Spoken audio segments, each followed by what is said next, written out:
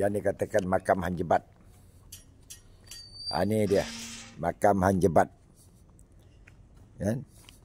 Seorang pahlawan panglima telah mendaharka pada Sultan Melaka ketika itu memperjuangkan Hang Tuah, sahabat baik beliau.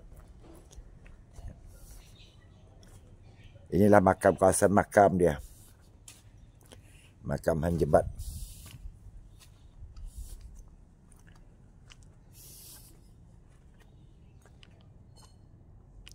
Mungkin ramai generasi muda yang tak tahu mana satu makam dia yang sebenarnya.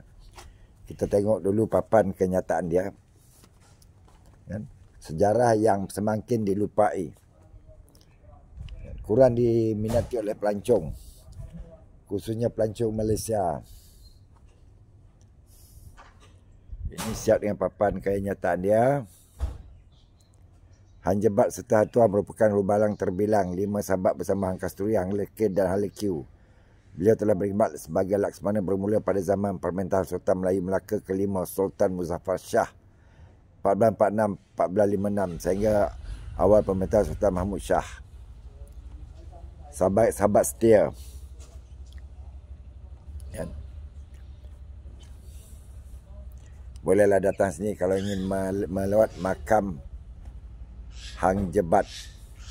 Setelah menyaksikan sikap Hang Jebat dahaka, maka Hang Tuah dijemput bermulalah bagi membunuh Hang Jebat. Berlakulah pertarungan Hang Jebat hebat antara dua sahabat dan akhirnya Hang Jebat tewas di tangan sahabatnya sendiri, Hang Tuah.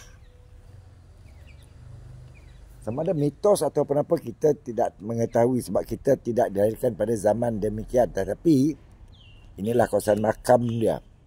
Cuma tak dapat dipastikan yang mana satu makam dia. Makam Hang Jebat.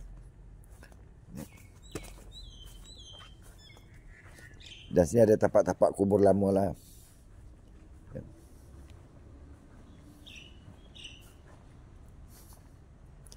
Diberitakan tidak pernah ditumbuhi rumput makam beliau ni.